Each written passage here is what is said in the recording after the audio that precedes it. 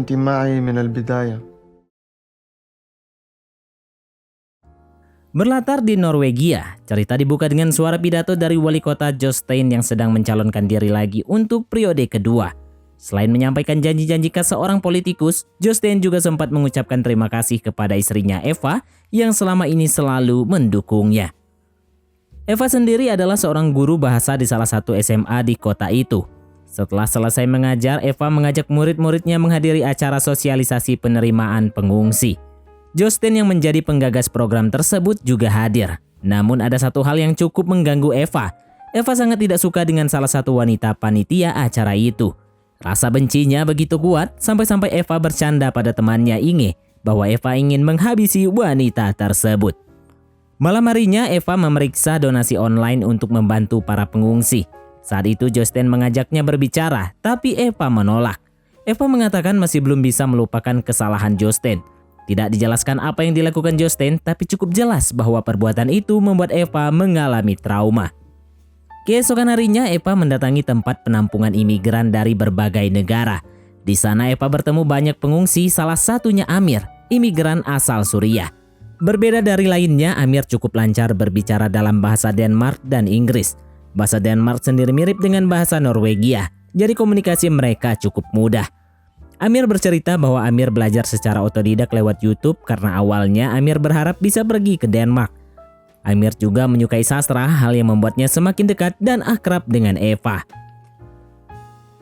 Sesampainya di rumah, Eva menghubungi putrinya Maria yang saat ini sedang kuliah di Inggris. Maria sedang menjalani hubungan dengan seorang pemuda lokal di sana. Hari berikutnya, Eva mengajar sebagai relawan di penampungan. Eva membantu para imigran dari Suriah agar bisa berbahasa Norwegia dengan lebih baik. Untungnya Amir selalu bersedia menjadi penerjemah, sehingga tugas Eva terasa jauh lebih ringan. Setelah selesai mengajar, Eva pergi berenang bersama Inge. Di sana, Inge tiba-tiba bercerita bahwa semalam Inge mengkomunikasikan jamu penambah tenaga. Di sana, Inge tiba-tiba bercerita bahwa semalam Inge mengkonsumsi jamu penambah tenaga. Menurutnya, jamu itu membuat stamina dirinya dan sang suami meningkat berkali-kali lipat. Eva yang penasaran akhirnya mengajak Jostein untuk membeli jamu itu pada malam harinya. Namun Jostein menolak karena takut menjadi bahan gosipan warga. Sebagai wali kota, apapun yang mereka lakukan selalu diperhatikan banyak orang. Penolakan Jostein membuat Eva kesal karena merasa Jostein tidak peduli dengan kebutuhannya. Keesokan harinya, Eva tanpa sengaja bertemu Amir di perpustakaan sekolah. Amir datang untuk mencari buku bertema cinta. Eva dengan senang hati merekomendasikan salah satu buku terkenal yang menurutnya cocok untuk Amir. Eva juga membantu membuatkan kartu anggota perpustakaan agar Amir bisa meminjam buku tersebut. Amir kemudian menyerahkan tugas puisi kepada Eva. Padahal tugas itu sebenarnya baru harus dikumpulkan minggu depan saat kelas bahasa di penampungan. Inge sempat bercanda melihat kedekatan mereka dan berkata, tidak heran Eva betah menjadi relawan karena Amir punya postur tubuh yang menarik. Ucapan Inge itu terus terngiang di kepala Eva, membuatnya tanpa sadar mulai memperhatikan Amir. Bahkan puisi Amir yang tadi sempat Eva baca terasa jauh lebih menarik dari sebelumnya. Pada pertemuan kelas berikutnya, Amir tidak hadir. Eva langsung cemas dan mencarinya ke asrama. Di sana Eva melihat Amir sedang berdebat dengan salah satu pengurus penampungan. Pengurus itu bernama Iren. Iren menjelaskan bahwa Amir harus pindah ke penampungan di Norwegia Utara karena ruangan yang ditempati Amir akan diberikan kepada satu keluarga imigran yang baru datang. Eva memohon agar rencana itu dibatalkan karena Amir adalah siswa yang sangat berbakat. Namun Iren tak bisa mengubah keputusan karena semuanya berasal dari pihak atas. Eva kemudian mendatangi Jostein dan memohon agar Amir tidak dipindahkan. Eva beralasan bahwa Amir memiliki kemampuan sastra yang kuat dan layak mendapatkan pendidikan yang baik. Namun Jostein menolak mentah-mentah. Baginya tidak mungkin mengambil keputusan khusus hanya untuk satu orang. Jostein tidak ingin membahasnya lagi karena harus berangkat menghadiri sebuah acara. Saat Eva bertanya siapa saja yang ikut, Jostein menjawab bahwa banyak orang yang akan hadir. Eva lalu menanyakan apakah rekan perempuannya juga ikut. Dan disitulah pertengkaran mereka pecah. Rekan perempuannya Jostein adalah Agnes, wanita yang hadir di acara sosialisasi sebelumnya, sekaligus rekan satu partai Jostein. Jostein pernah berselingkuh dengannya, dan meski Jostein mengaku sudah mengakhiri hubungan itu, Eva masih curiga mereka belum benar-benar putus. Setelah itu Eva kembali ke asrama Amir. Eva ingin memastikan Amir tidak berniat pindah. Di titik ini Eva mulai menyadari bahwa Eva memiliki perasaan lain kepada Amir. Eva menemui Irene dan mengatakan bahwa Amir akan tinggal di rumahnya. Eva bahkan berbohong dengan mengatakan bahwa ide itu datang dari Jostein. Padahal Jostein sama sekali tidak mengetahuinya Amir akan menempati kamar Maria yang saat ini kosong. Eva sangat senang karena Amir tidak hanya tetap berada di kota itu, tapi juga dekat dengannya. Eva bahkan mulai mencari jalan agar Amir bisa kuliah meski terhalang syarat domisili dan izin tinggal.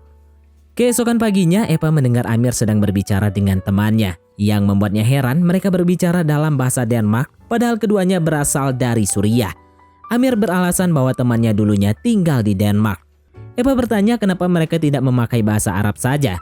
Namun sebelum Amir sempat menjawab, Jostein sudah terlanjur pulang. Melihat Amir di rumah, Jostein langsung marah besar karena Eva mengambil keputusan sepihak. Namun Eva bersikeras Amir tetap bisa tinggal selama ia mau. Eva bahkan mencoba meyakinkan Jostein bahwa hal ini bisa menjadi nilai positif bagi citra sosialnya menjelang kampanye. Di luar rumah, Amir bertanya apakah Jostein tidak menyukainya. Eva tidak menjawab. Eva malah mengajak Amir berenang. Karena Amir tidak bisa berenang, Eva berniat mengajarinya. Saat sedang berlatih, Amir tiba-tiba mencoba mendekati Eva karena ternyata Eva juga memiliki perasaan yang sama. Namun Eva tersadar bahwa semuanya sudah kelewatan batas. Eva segera menghentikannya dan mengajak Amir pulang. Sejak kejadian di kolam renang, suasana antara Eva dan Amir berubah canggung. Tidak hanya di rumah, tapi juga ketika Eva bertemu Amir di sekolah. Meski begitu, rasa penasaran Eva terhadap Amir malah makin besar. Eva mulai menelusuri akun Facebook Amir, berharap menemukan sesuatu yang bisa menjawab perasaannya yang campur aduk.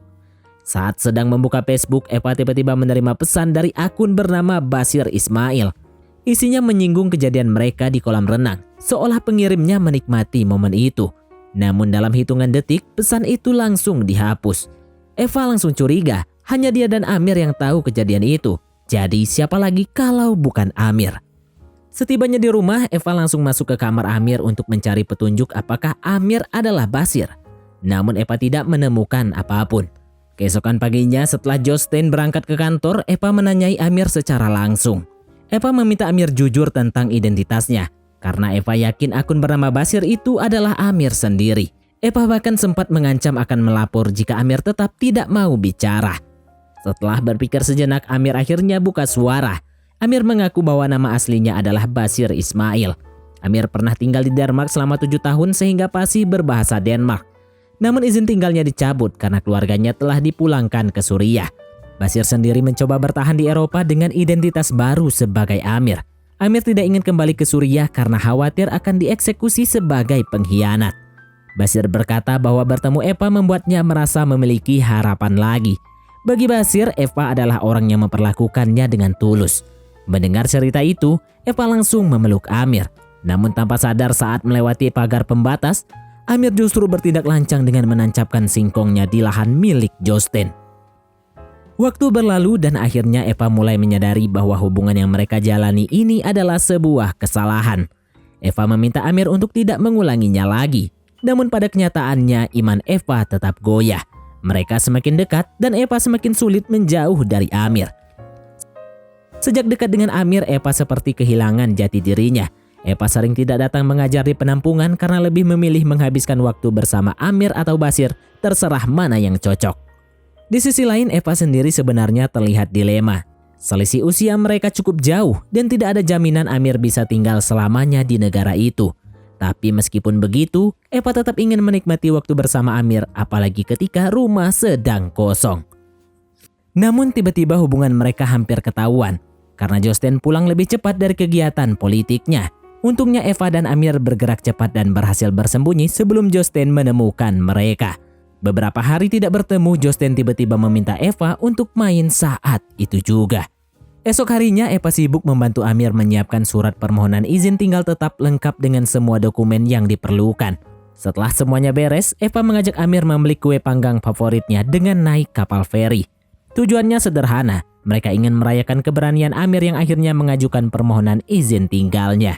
Setelah pulang dari perjalanan dengan feri, mereka tidak sengaja bertemu Lisa, temannya Jostein. Dari ekspresinya saja sudah kelihatan kalau Lisa mulai menaruh curiga.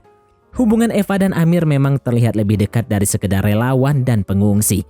Tapi karena Eva dikenal aktif membantu kampanye Jostein soal isu pengungsian, Lisa memilih untuk tidak berprasangka macam-macam. Beberapa hari kemudian, Amir menerima surat dari imigrasi.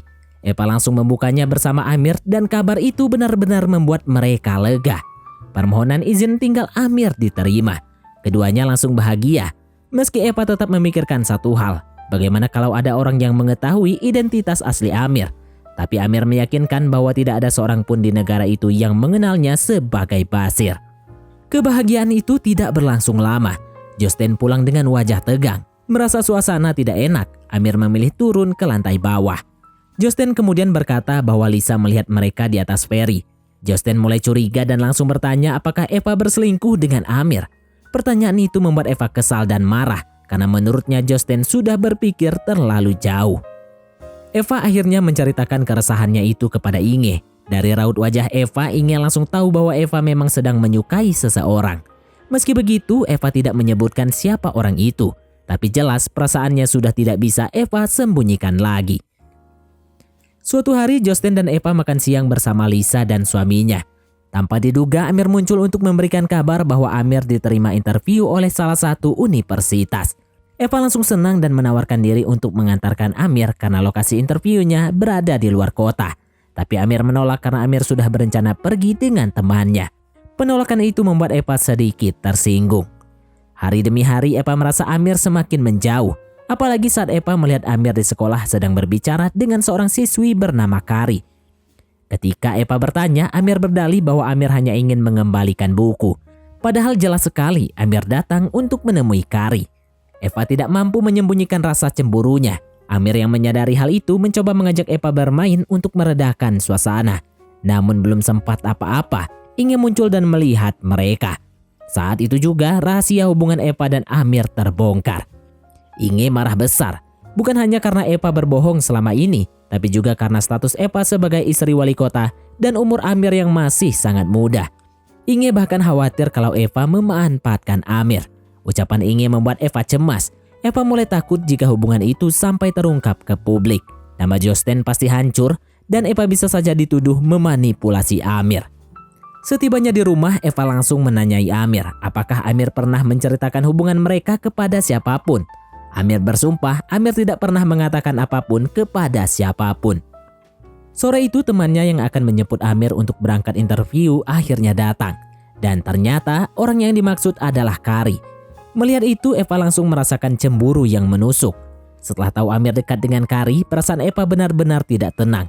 Eva mulai berubah jadi lebih posesif, bahkan hampir obsesif. Eva terus mengikuti Amir diam-diam. Hanya untuk memastikan apakah Amir benar-benar bersama Kari atau tidak. Ketika akhirnya Eva meminta penjelasan langsung tentang hubungan mereka, Amir tidak bisa lagi mengelak.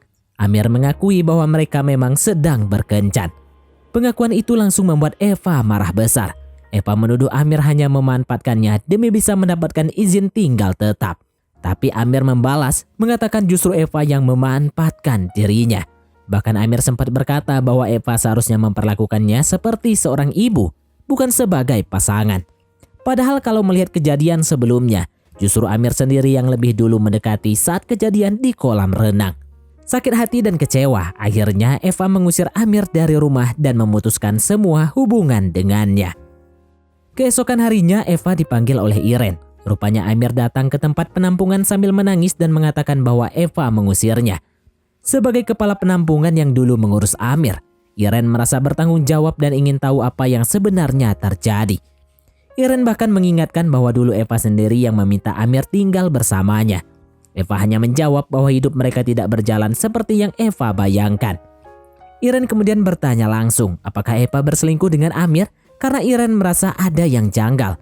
Dengan tegas, Eva membantah semua itu. Setelah itu, Eva mendatangi tempat Amir menginap, rumah Kari. Kedatangannya hanya untuk memastikan satu hal, apakah Amir pernah menceritakan hubungan mereka kepada orang lain. Amir kembali menegaskan bahwa Amir tidak pernah mengatakan apapun, bahkan kepada Kari sekalipun. Eva yang masih berharap hubungan mereka bisa diselamatkan mencoba mengajak Amir pergi bersama. Namun Amir menolak mentah-mentah. Penolakan itu membuat Eva semakin marah, merasa dirinya benar-benar dibuang.